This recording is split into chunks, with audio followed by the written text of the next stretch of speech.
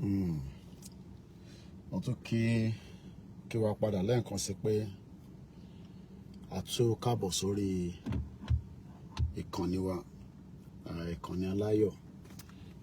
Tẹ́ ẹ̀ bá ti darapọ̀ mọ́ wa rí, bó bá jẹ́ pé àkọ́kọ́ yín tí ẹ máa kọ́kọ́ darapọ̀ mọ́ wa, ìkànnì yìí ló ń pè ní Koikimedia, bringing the world closer to your doorsteps, where we discuss and we look into many discussions and reason why we want an all-out for Yoruba nation. Lagos for sure, Moke, my beautiful brother.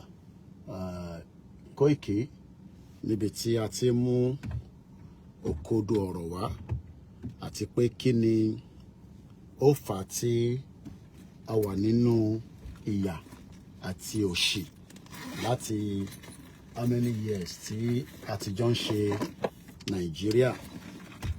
Gbogbo èèyàn mọ̀ pé Nàìjíríà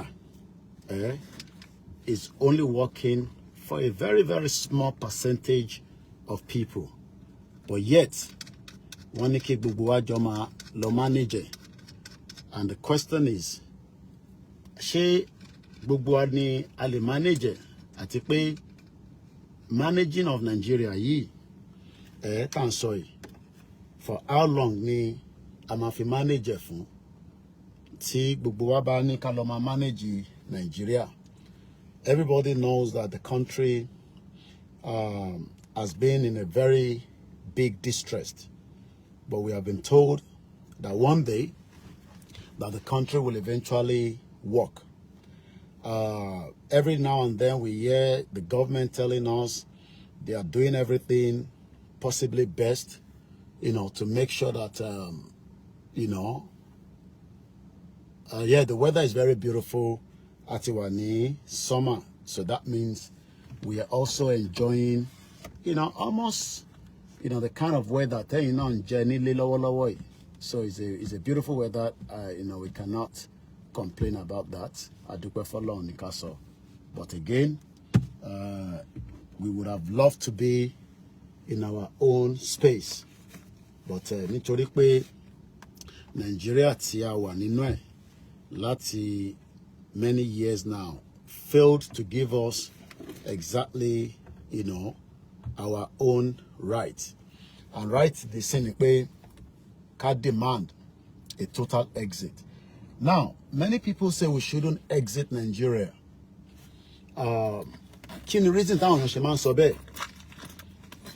Did anybody have this information? Kí ni reason táwọn èèyàn ṣe máa ń sọ pé ká má exit Nigeria, ká ṣì wà nínú Nigeria? Kí lẹ rò pé àwọn èèyàn ṣe máa ń sọ bẹ́ẹ̀? Táwọn èèyàn bá ní ẹ má kúrò nínú Nigeria o, ẹ jẹ́ ká wà nínú Nigeria o. Kí ni reason tó ṣe máa ń sọ bẹ́ẹ̀? Pé ká má kúrò nínú Nigeria. Is this something tá mọ̀ or ìtá mọ̀? So when people say let us remain as one Nigeria, the country will work and all that and all that. Kí ni reason tẹ́ ṣe rò pé àwọn èèyàn ṣe máa ń sọ pé ká má kúrò nínú one Nigeria? Because gbogbo wa la mọ̀ pé Nigeria for the period of time tí UK or the British if he operated, kódà àgbọ́ra wa yé dáadáa. So kí wá ni reason tó ṣe máa ń ní ẹ má kúrò ní one Nigeria? The future is good and the future is best. So kí lẹ rò pé ó fà á àti pé kí la lè ṣe sí ọ̀rọ̀ náà? I want to know in the comment section. I want to know. The world is moving at a very fast pace. And that means pé in ton lò ní 30, 40, 60 years ago is being upgraded. From the vehicle that we drive, from the way we live, climate change, the technology. The earlier program we had, I talked about how the Royal Force is looking for many apprentices. So what are we likely to gain if we remain inside a one unified Nigeria? What are we likely to gain? Or what are we expected to lose if we leave Nigeria? Two questions ni mo béèrè. Tá bá kúrò nínú, if we leave Nigeria, what are we going to lose? And if we remain in Nigeria, what do we gain? Kí la fẹ́ gain nínú Nigeria àti pé kí la fẹ́ lose tá bá kúrò nínú Nigeria? Is there something that we're going to lose that precious sí wa gan la ṣe ní ká má kúrò nínú Nigeria? Because tá bá wà nínú Nigeria, bóyá nǹkan kan wà tí ó wà precious sí wa gan. Tẹ́ pé ẹ̀yin ọmọ yín tá bá ti kúrò nínú Nigeria, kíní tó wà precious sí yín ẹ máa lose ẹ o. Ṣá identity wa tá fẹ́ fi sílẹ̀ na máa lose ni, àbí culture wa, àbí àṣà wa? If we stay in Nigeria, what do we want to gain by remaining inside one Nigeria? And if we pull out of Nigeria, what are we likely to benefit as Yoruba people? We have Yoruba around the world. Do we have more to lose when we leave Nigeria, or do we have more to gain?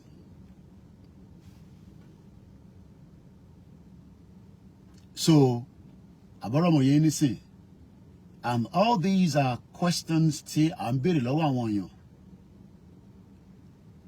Nítorí pé ọ̀pọ̀lọpọ̀ tí à ń sọ fún pé ká dá dúró gẹ́gẹ́ bí an independent country.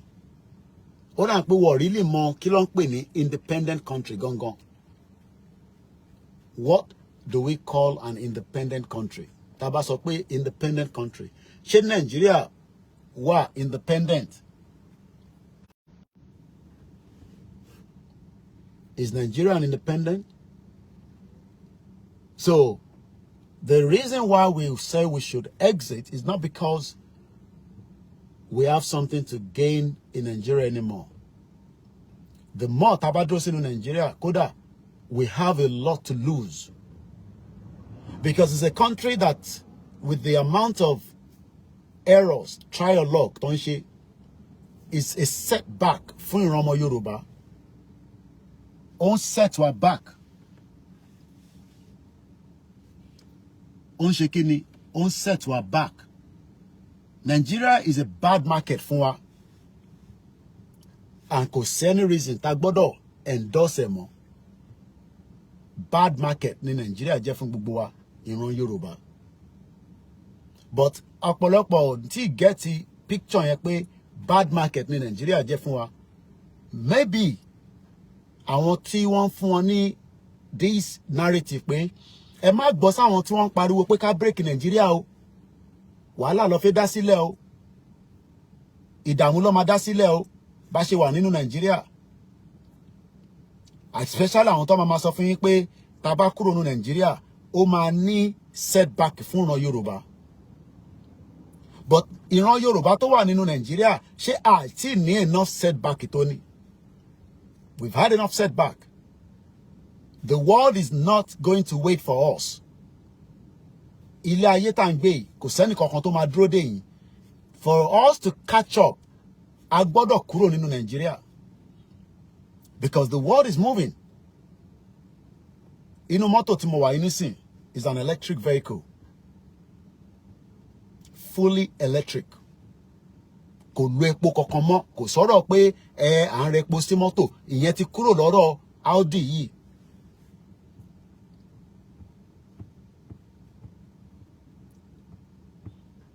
But ọ̀pọ̀lọpọ̀ tí mọ̀ pé àwọn mọ́tò tí jáde tí kò nídìí diesel, kò nídìí any petrol mọ́, ó ti wà on a fully auto electric, ìyẹn Audi tí mo wà nínú ẹ̀. So why tá ṣe wá fẹ́ wà inú dánfó nígbà tá lè upgrade kúrò nínú Nigeria? But tó bá ní ká wà nínú Nigeria pé a máa rí upgrade nínú ẹ̀. Number one, èdè wa máa jẹ́ conflict of interest. Èdè wa conflict of interest ló máa jẹ́. So ìwọ tó ń rò pé a kàn jáde à ń pariwo à ń sọ̀rọ̀. No, it's because àwa ti rí more on the other side. Látara many history tó fi sí inú archive tí wọ́n jẹ́ ká mọ̀. Because history wá sọ fún wa pé we have been around thousands of years kó tó di pé àwọn British dé. These people were explorers during the era in the 15th century. Our 21st century.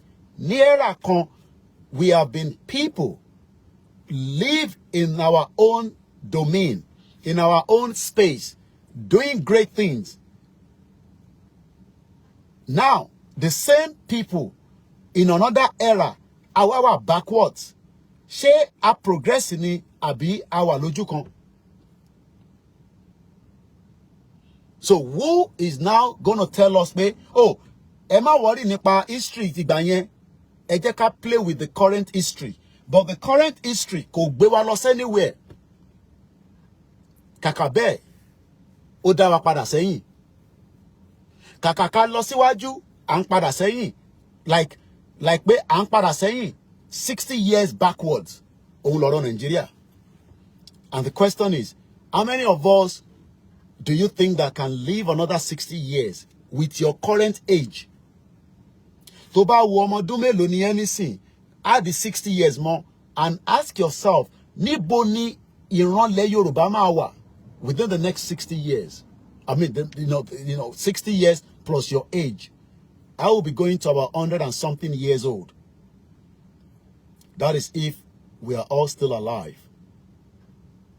So why then are we forcing ourselves into something that has taken the whole indigenous people backwards? Àwọn tí wọ́n compete with the world.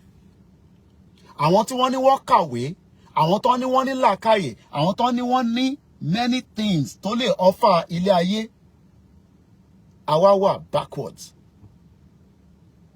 due to the fact that future wa àwọn kan wá bá wa dì mú. Ṣé future Yorùbá ṣọwọ́ èèyàn kan ló yẹ ká gbélé lọ́wọ́? Because ẹni tá fẹ́ gbélé lọ́wọ́, òun fúnra rẹ̀ ó ní very limited time ní ilé ayé tó wà yìí. Ẹni tá fẹ́ gbé future Yorùbá lé lọ́wọ́, òun fúnra rẹ̀ gan ó ní a very very limited time. So kí la wá ń parọ́ fúnra wa fún? Nígbà tá mọ̀ títọ́ tí a wá gbé yẹn sẹ́gbẹ̀ẹ́, a wá nítorí pé èèyàn kan tó ń ṣe president lọ́wọ́. Even the fact that presidency tó ń ṣe, òun gan fúnra rẹ̀ gan, ó mọ̀ pé kò lè lọ ju a very limited time lọ́mọ. So the world is moving, and they're moving at a very speed of sound. But our money, ìwọ ni ìmọ́lẹ̀ ògo adúláwọ̀. Ṣé nínú Nàìjíríà láti máa jẹ́ ìmọ́lẹ̀? Torí pé gbogbo àwọn ọmọ Yorùbá tó compete láti Dublin ní Germany ní America tó lọ represent àwọn ìlú yẹn ní Olympic, a rí ògo wọn. A rí kíni? A rí ògo wọn. Kí ló dé tí 200 million people a rí ògo kankan tó compete ní Olympic tó bá wa mú mẹ́dà kan padà?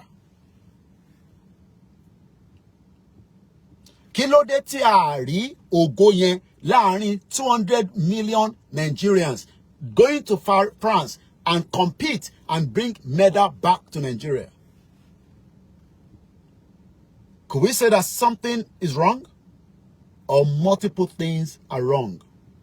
But the same àwọn ọmọ ológo tó kúrò ní Nigeria tó lọ represent Dublin or Ireland, ìkan represent Germany and many other countries around the world. What I want to represent Japan, if I'm right. They were able to compete. Ògo yẹn dẹ̀ jáde, but ògo yẹn wá jáde not from the country tí origin wọn tọ́nà ti wá ní Nigeria, but ó jáde gẹ́gẹ́ bí ẹ̀yà ọmọ Yorùbá. Because ọmọ Yorùbá tó bá ń bẹ nínú Nigeria, ògo ẹ̀ wọ́n dè mọ́lẹ̀, wọ́n paná ẹ̀. And we can no longer live in that fake contraction.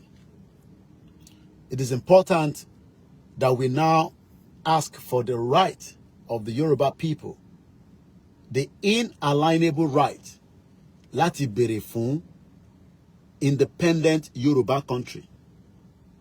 An independent Yoruba country, ní bá ṣe ń sọ̀rọ̀ nísìn, àwọn tí wọ́n lọ compete fún Olympic, they are already preparing for the next 4 years. Why táwa wà níbi tí a ti ń wá ìdírè ìṣánọ́rè?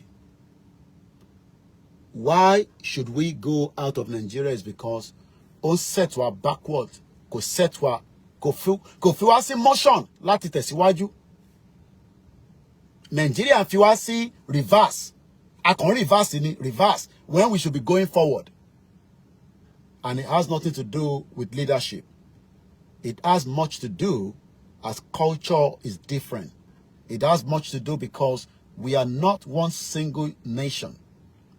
Nigeria is a country of many nations. But we have been told lies by the international communities that Nigeria, the giant of ants, because I don't see Nigeria as a giant of Africa, it's a giant of ants. Tí tortoise wá parọ́ fún, ẹran go igwa. We are meant to be the elephant, the citizens, but we've allowed the tortoise among ourselves to set the motion of the true indigenous people and set us all backwards. And after from our Facebook, I got to shut that side because it was already telling me that my battery is low. But before you go, I wanted to see this. This is an Audi. As you can tell, this vehicle is no longer using petrol. It is on electric. And that tells us that the world has advanced away from Nigeria, that many of you think your crude oil, increment of the devil, that has not helped you. You can see that the world is moving at a very, very fast pace. And it is not going to wait for you. You have to go outside Nigeria so that you can enjoy the future that is coming closer in the Yoruba country. So I can fún wa ní fàbú kankan pé àwọn tó ń pariwo Yoruba nation, wọn níṣẹ́ ló ṣe ń pariwo Yoruba nation. A ní ọ̀pọ̀lọpọ̀ àwọn tó wà brilliant.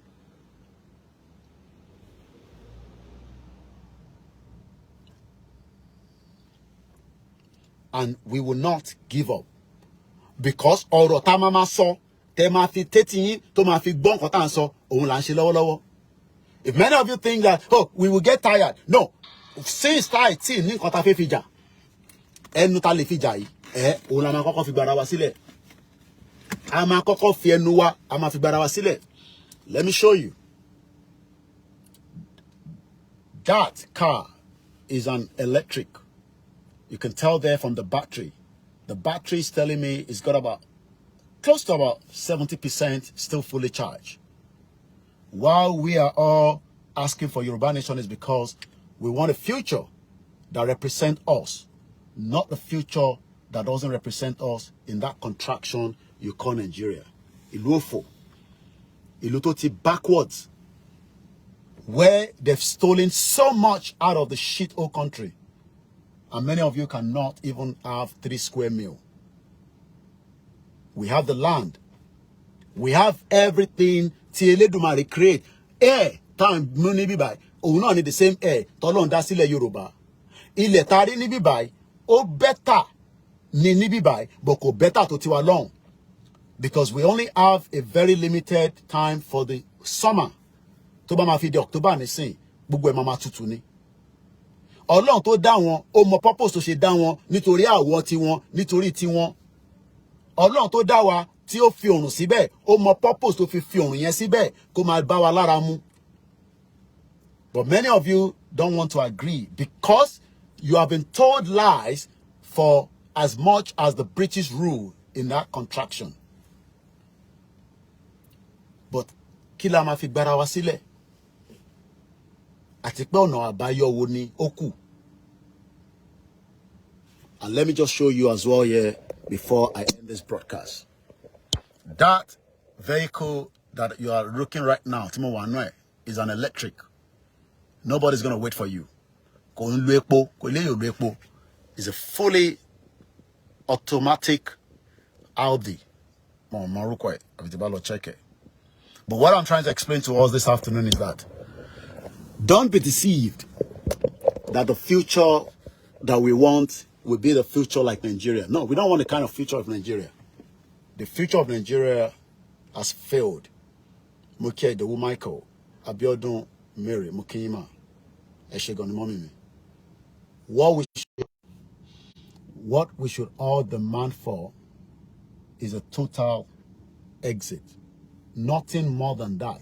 Anything less than that will not be accepted. Anything less than pé kí Nigeria kó pín is not going to be accepted. Bash election, more than 30 years from now, the world will not wait for you and you will not get the full benefit of a country. Because àwọn tó gbé Nigeria dúró, one more reason tó ṣe gbé dúró. Wọ́n gbé dúró pé kíran àwọn ọmọ tó ń bẹ nínú Nigeria kó ṣoríire.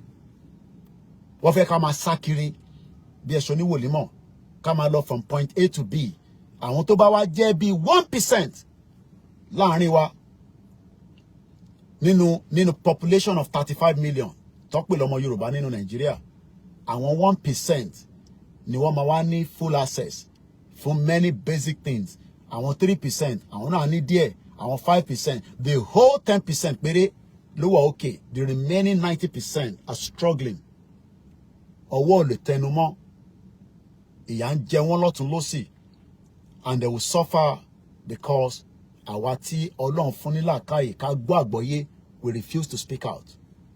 À ń sọ pé kò kàn wá. Kò jẹ́ kẹ́ni tó wà ní diaspora. Kódà kò má níwèé ní UK, kò má níwèé l'America ní Canada. Ó gbọ́dọ̀ máa sọ pé k'Ọlọ́run dúró kó tún lọ bless Nigeria. Ká má ìtẹ̀tí wá sọ ẹni t'Ọlọ́run ti fún ní right to live in those countries. Kódà àwọn tó ń gbé ní Asian country, ká má ìtẹ̀tí sọ àwọn tó ń gbé ní Arab country gan, wọ́n wà better off ju ẹni tó wà Nigeria lọ. Even though wọ́n nífẹ̀ẹ́ wa náà, bó kí la máa ṣe sí. Torí pé jẹ́jẹ́ wa ni àwa la lọ bá wọn ní àwọn ìlú yẹn. So how can somebody that lives in Europe be telling us that, oh, the future of Nigeria will be bright? Ìwọ dẹ̀ gbé nínú Nigeria. Ó jókòó sínú comfort zone, ó ń sọ pé future Nigeria ṣì máa dá. But ó mọ̀ pé nígbà tó fẹ́ kúrò Nigeria, ṣó mọ̀ pé future ò dá. So but nígbà tó ti kúrò ní Nigeria, so ti wá rí vision pé future Nigeria máa dá. Why tó ṣe wà nígbà tó wà Nigeria? Kí ló dé tí future Nigeria yẹn ò dá? Why is it that after you have left Nigeria, ló ṣe wá mọ̀ pé future Nigeria máa dá? Future yẹn ò ṣe dá nígbà tó wà níbẹ̀. Because you have the privilege as part of the 10% láti fi Nigeria sílẹ̀, either through educational purpose, through because your parents, through because a marriage, through because of your network, through because of whatever reason tó fi kúrò nínú Nigeria. Kí ló dé tó jẹ́ pé nígbà tó kúrò nínú Nigeria ló ṣe wá mọ̀ pé future Nigeria máa dá? Future yẹn ò ṣe dá nígbà tó wà níbẹ̀. Torí gbogbo wa nísìn láti wá mọ̀ bá ṣe ń sọ̀rọ̀. Ẹ̀yin kúrò nínú Nigeria. Ọlọ́run fi kíkẹ́ àti ìkẹ́ ó gbé yín kúrò nínú Nigeria. Ẹ wá dé ta tán. Ẹ̀yin lẹ wá mọ̀ bá ṣe ń bá wọn tó wà Nigeria sọ̀rọ̀ pé kó lọ ṣe sùúrù. Pé gbogbo ẹ̀ ṣì máa létò. Pé ìjọba Tinubu máa ṣe. Tinubu government will fix Nigeria. Tinubu will fix Nigeria. Ó yẹ kójú ti gbogbo wa báyìí o. Because when you were all shouting Jagaban, Jagaban, you forgot that Jagaban is part of the Buhari regime. Eshegoni Mr. Idowu Michael. Thank you so much. Destiny Kenini. You never say anything. Gbogbo wa náà la jọ máa see ẹ. You too, you never say anything. Okay? Don't come and tell me say you never say anything. What you don't see? Idiot. Ma wá sórí program on the program. You never say anything.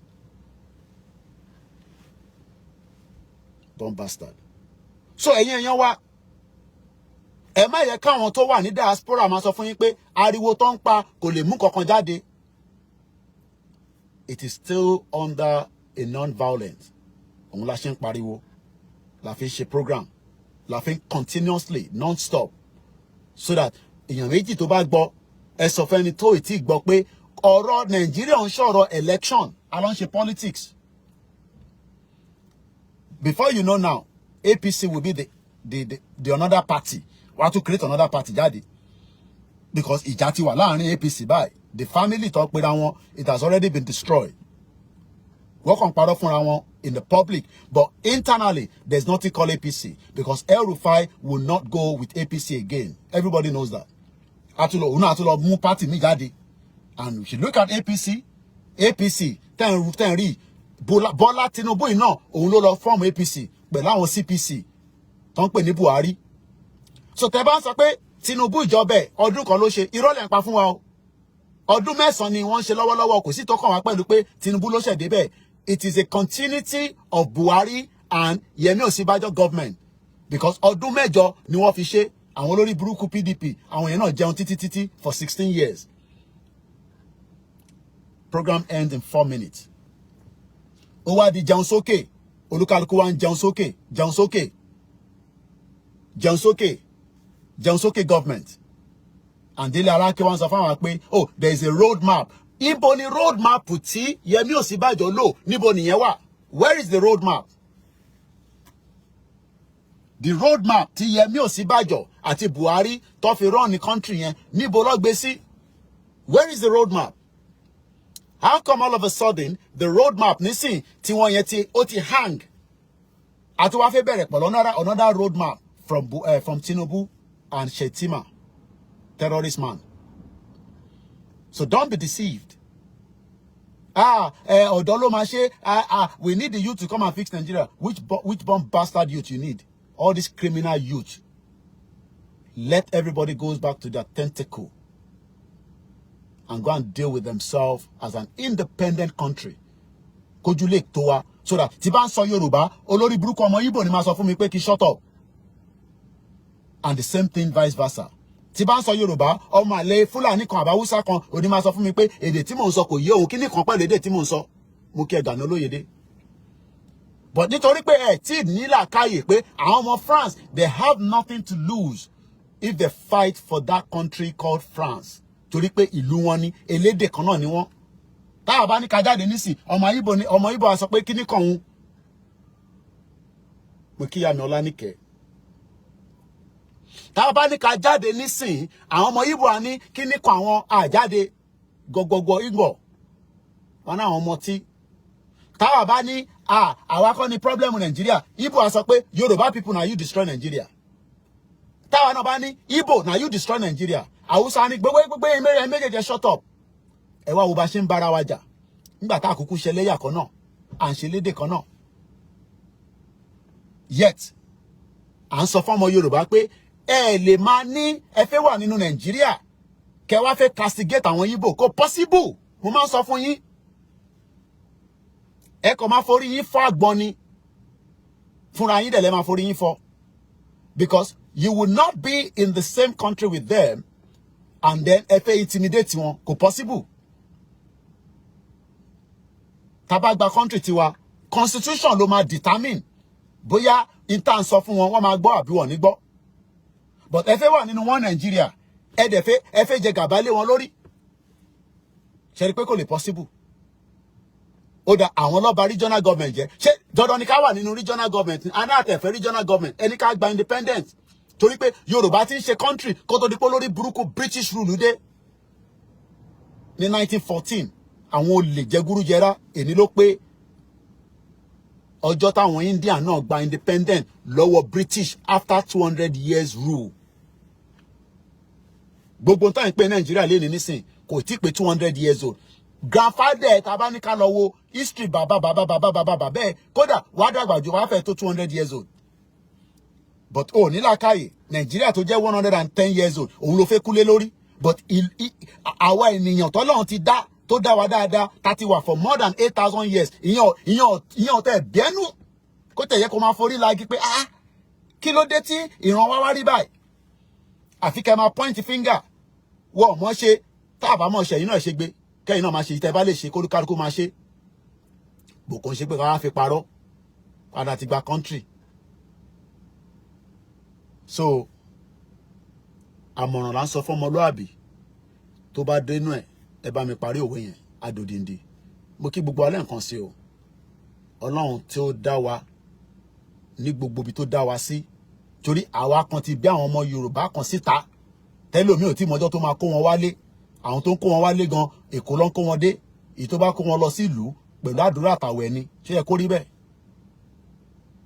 Why are we living in denial? Èmi ló ń pè ní Koikimedia, tí gbogbo wa mọ̀ sí bringing the world closer to your doorstep. Lẹ́ẹ̀kan sí, mọ́tò yìí tó ń lo electric, àwọn ọ̀tẹ̀ rántí pé wọ́n ti gbàgbé pé nǹkan kan wà tó ń pè lépo. Kò ń ṣe pé mọ́tò elépo tí kúrò lẹ́ o, ó ṣì exist. People are still driving cars, but àwọn ti wà ní ti gbàlódé tẹ̀ electric, fully electric, tó dẹ̀ lè rìnrìn wákàtí tó pọ̀ dáadáa as I set out for my next junction. Yorùbá nation not going back. Mo kí gbogbo ilé lẹ́ẹ̀kan sí o. Have a very good afternoon. Bye for now.